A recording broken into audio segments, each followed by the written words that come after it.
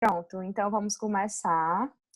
Eu me chamo Carmelita Bastos, eu sou estudante do nono semestre do curso de odontologia da Universidade Federal do Ceará e sou também integrante, né, e atual bolsista do projeto de extensão Doutor Sorriso, que é um projeto lindo que atua na PABB, né, fazendo essas atividades de educação em saúde bucal, escovação supervisionada. E aí, falando em nome do grupo, é um prazer imenso estar com esse espaço aqui com vocês, né?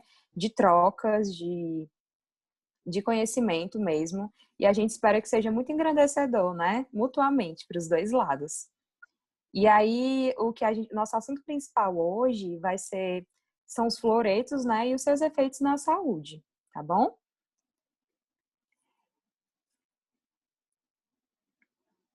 Pronto. Aí na apresentação de hoje a gente tem alguns objetivos a serem alcançados, tá bom? O primeiro deles é desmistificar o uso do flúor e dos produtos fluoretados, esclarecer a importância do flúor para a saúde, isso é de extrema importância que no final da apresentação todo mundo tenha isso em mente, entender os benefícios e os possíveis riscos associados, né, ao uso desses produtos com esses componentes e também enfatizar o uso correto e consciente do flúor, tá bom? Então, eu espero que no final da apresentação todos nós saibamos um pouquinho mais sobre esses produtos e os efeitos que ele tem na nossa saúde, tudo bem? Então, para começar, é importante a gente entender como é que tudo começou, certo? E aqui no Brasil, no comecinho do século XXI, a gente observou que o quadro epidemiológico, assim, como estavam a boca das pessoas, principalmente de adolescentes e de crianças nessa época, estava acontecendo uma diminuição, uma redução da prevalência e da gravidade da doença cárie nessas pessoas. Então, houve uma diminuição. E muito disso, e está intimamente relacionado com algumas medidas de saúde bucal que foram implementadas na época a nível populacional, tá? E principalmente aquelas medidas que estão relacionadas ao uso seguro dos fluoretos, ok? E aí eu trago também um ponto muito interessante, que é a questão dos profissionais de saúde Meu pública filho, assistir não, coisa. dos profissionais de saúde pública que, na época, lutaram muito para que essas medidas fossem implementadas, porque também, na mesma época, o próprio SUS, o próprio Sistema Único de Saúde, ele estava se construindo. Então, foi uma luta muito interessante, né? Foi um feito muito importante para a saúde bucal do povo brasileiro, tá? E aí, no contexto mundial, em 1945, os dois países que iniciaram com essas medidas foram os Estados Unidos e Canadá. Eles foram os pioneiros, certo? E a principal medida que eles tomaram, que eles começaram tomando, foi fluoretar, adicionar flúor nas águas de abastecimento público, tá? A água que as pessoas bebiam, as águas que as pessoas usavam para cozinhar, eles adicionaram flúor. E a partir disso, vários estudos mais relevantes, estudos mais grandiosos, começaram a ser feitos sobre o flúor na água. E aí foi quando foi percebido todos os benefícios do flúor para a saúde. E foi quando a Organização Mundial da Saúde, a OMS, ela reconheceu como um método recomendado por ela, para todo mundo, certo? Então, essa medida foi considerada pela OMS uma das medidas mais importantes de saúde pública do século XX. Só para a gente ter noção da importância, né, do flúor nas águas, né, da fluoretação das águas. E aí, trazendo para o Brasil, depois que a OMS regulamentou isso, certo? Em 1953, foram onde os primeiros lugares no Brasil que as águas começaram a ser fluoretadas, tá bom? Mas somente quase no finalzinho, né, perto já dos anos 2000, foi que virou lei federal. E como a gente sabe como as coisas funcionam, já foi bem perto dos anos 2000 que toda a população do Brasil, principalmente aquelas mais carentes, foram assistidas com esse benefício, né, de ter a água fluoretada. Tudo bem? Então, a gente percebe que é uma coisa bem recente e que foi um marco, de fato, no país. Além disso, outra coisa que eu chamo a atenção foi que a comercialização de dentifrícios, que são as pastas de dente, que a gente sabe que contém flúor, eles só começaram a ser vendidos, comercializados em escala populacional no começo dos anos 90. E por que eu chamo a atenção para isso? Porque a gente está no ano de 2020 e a gente pode pensar que é uma coisa que já é bem estabelecida há muitos anos, mas não. É uma coisa bem recente, né? E quando ele fala escala populacional, é quando toda a população de fato teve acesso. Entendeu? E aí, eu já enfatizei muito a importância do flúor. E agora, por que que ele é tão importante? Como é que ele ajuda tanto na saúde bucal das pessoas? E aí eu trago a relação dele com a principal doença que acomete a boca, tanto dos adultos quanto das crianças, que é a cárie, tá? Então, para começar, é muito importante que a gente saiba que a cárie é uma doença que ela acontece quando há uma exposição excessiva, certo, dos nossos dentes a bactérias e aos seus produtos, né, ácidos, também associado ao consumo frequente de açúcares fermentados, tá? E isso daí vai resultar num desequilíbrio do processo de remineralização. O que é esse processo de remineralização? É o processo de recuperação do dente, a capacidade que o dente tem de se recuperar e não desenvolver a doença cárie, tá bom?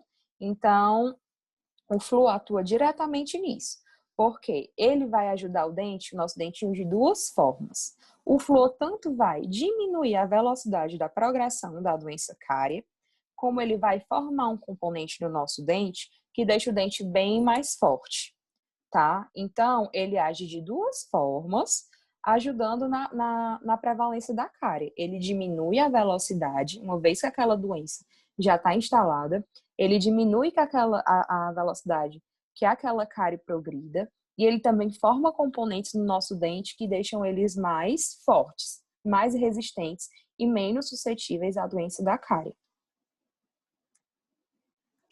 E aí, agora que a gente falou do flúor, a gente falou da importância dele na saúde bucal, onde é que a gente encontra? Onde é que a gente tem acesso a ele, tá?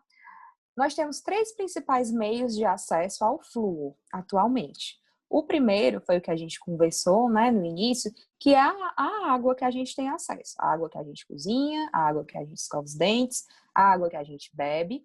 Ela é um meio de acesso coletivo, tá? Por quê? Porque todo mundo tem acesso numa mesma concentração, tá? O flúor, ele tá numa mesma concentração para todo mundo e é uma concentração regulamentada. Então, ele é coletivo, igual para todo mundo, certo? É um meio garantido, como a gente viu, por lei, certo?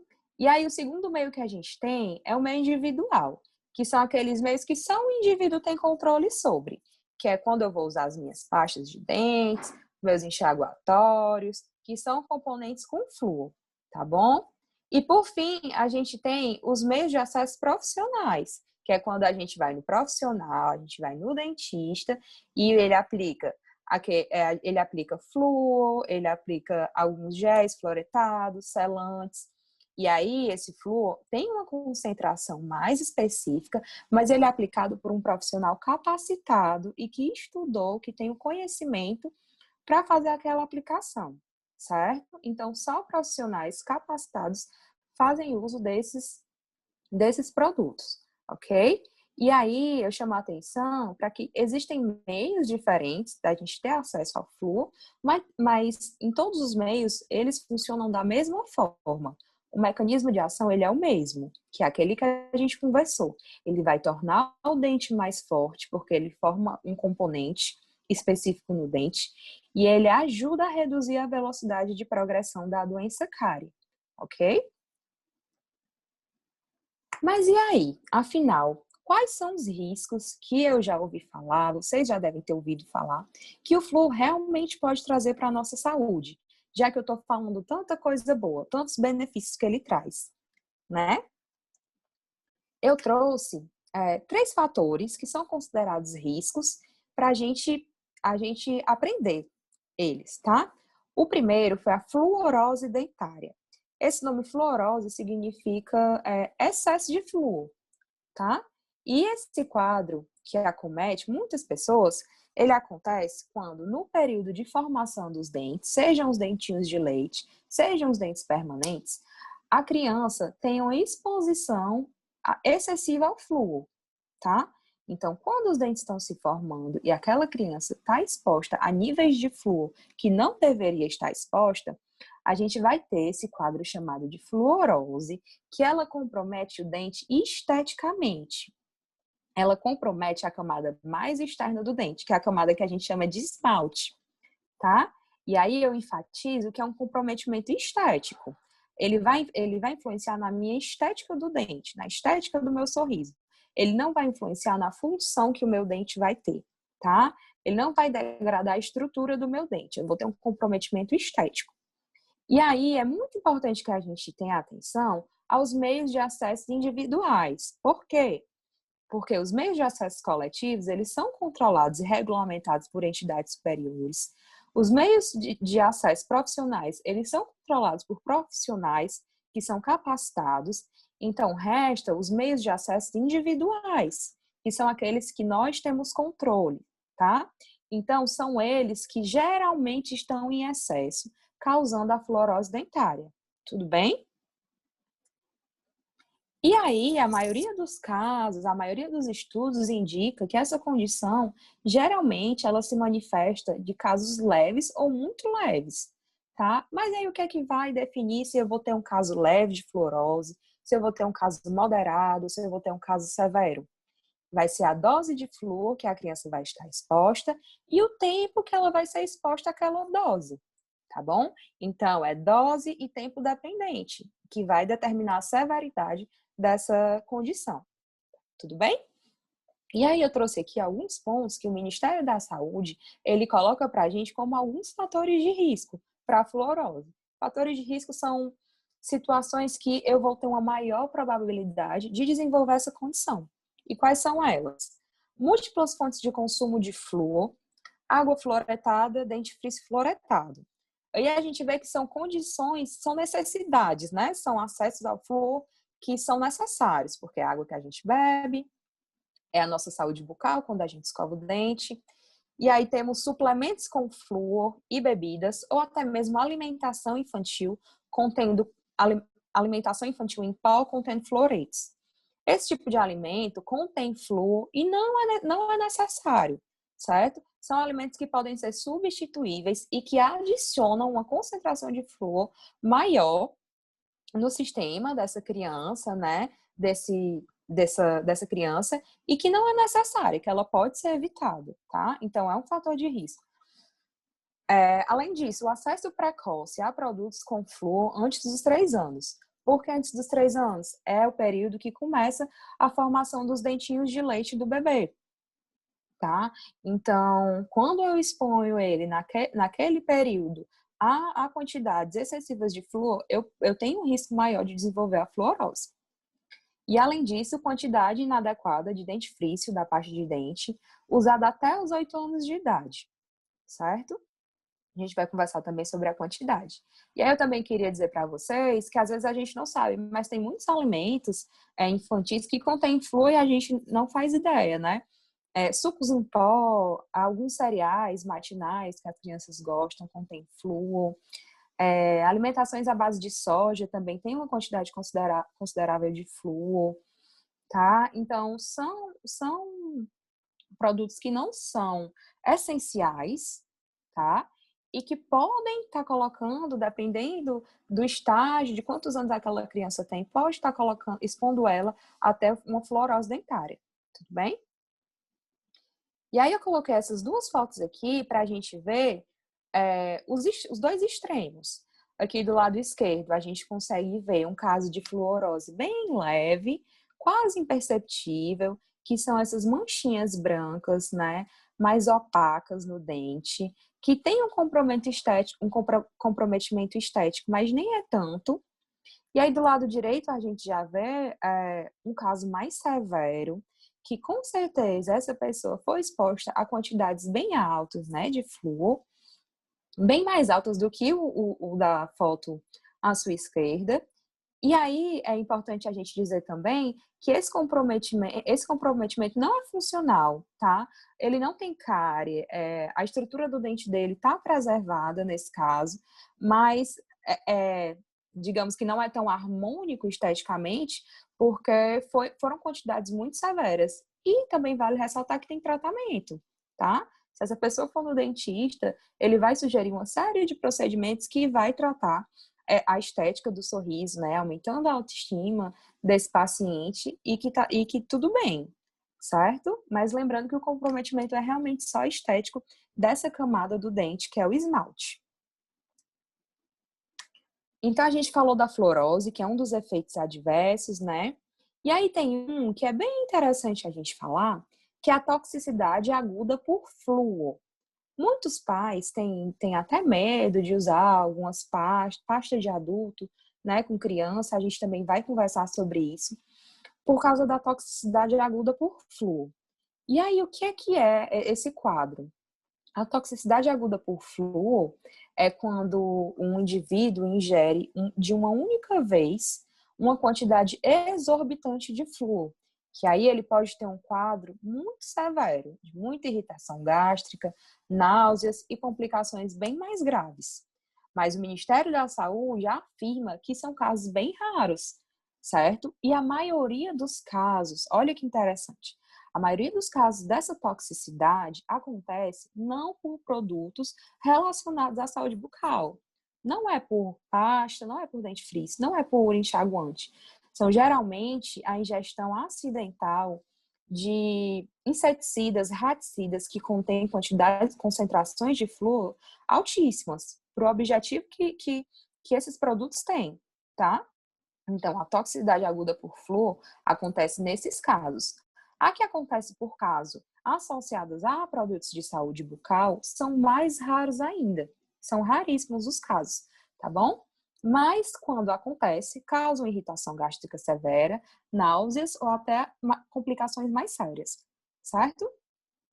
E por fim, a gente tem alguns efeitos adversos gerais, que é quando há uma ingestão constante acima daquela recomendada pela OMS, tá? Quando todo dia aquela criança tá ali engolindo um pouquinho de pasta que não devia estar engolindo, né? Devia estar cuspindo.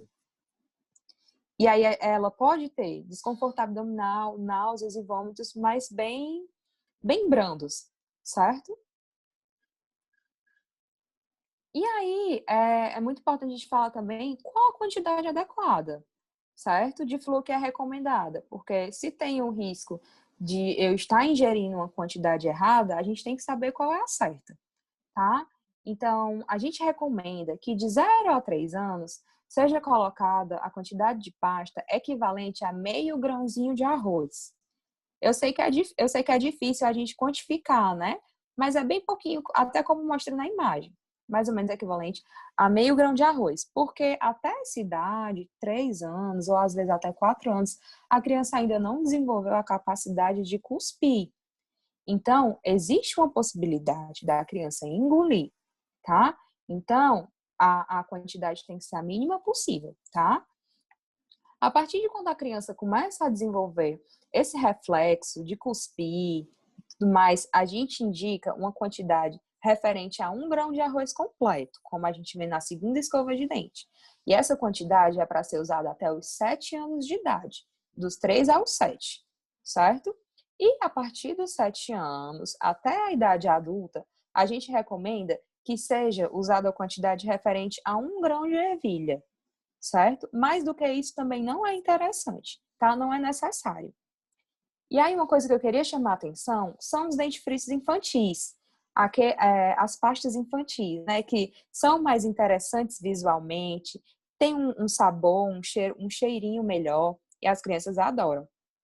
E aí, qual é a proposta dessa pasta, né? Ela realmente tem concentrações de flúor menores do que a pasta convencional, a pasta adulta, e ela é indicada que seja usada nessa introdução à higienização bucal da criança. Porque muitas vezes a criança tem uma certa resistência porque o gosto da pasta é forte, está ardendo na boca, e como ela vai estar criando o hábito de escovar os dentes, é mais interessante que seja uma coisa que ela sinta um certo estímulo, né? Que ela goste, que chame a atenção dela. E aí a gente indica essas pastas dentais infantis, tudo bem? Mas a partir dos 3 anos, dos 4 anos, é muito interessante que a gente já estimule as nossas crianças a usar a pasta convencional, tá? Com a quantidade de flúor certa que tem na pasta. Tudo bem? E aí, como considerações finais, a gente vai fazer um apanhado das coisas que a gente falou, dos benefícios e dos possíveis riscos que a gente trouxe aqui, certo? Nessa balança que a gente consegue ver, a gente está vendo que os benefícios pesam bem mais. Por que os benefícios pesam bem mais? Porque os riscos associados ao uso dos fluoretos, eles só existem, eles só estão presentes quando se tem um excesso, quando não há uma supervisão dos pais e as suas crianças, certo? E aí esses riscos são os que a gente conversou: desconforto abdominal, náuseas, certo?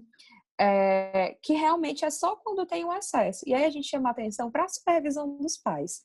As crianças, elas não, às vezes não conseguem quantificar a pasta de dente, ou quando é a pasta de dente infantil, elas querem botar até uma quantidade maior, porque elas gostam do sabor. Então, a supervisão é um ponto crucial, certo? E os benefícios, eles sempre vão superar os riscos. Sempre vão superar os riscos. Porque dentre eles estão a prevenção das cáries, a higiene bucal preservada, a saúde bucal preservada da criança, certo? A gente viu que é essencial a presença do flúor, né? A manutenção do flúor na boca, para que a gente evite a doença da cárie. Porque a gente sabe que não é pouco comum a gente ver as nossas crianças tendo cárie, certo? Então, a gente sabe que os benefícios sempre vão superar os riscos, tá?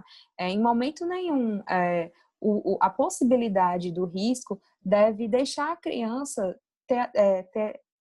não ter acesso ao flúor, porque ele realmente é uma necessidade para a saúde bucal da criança, tá bom?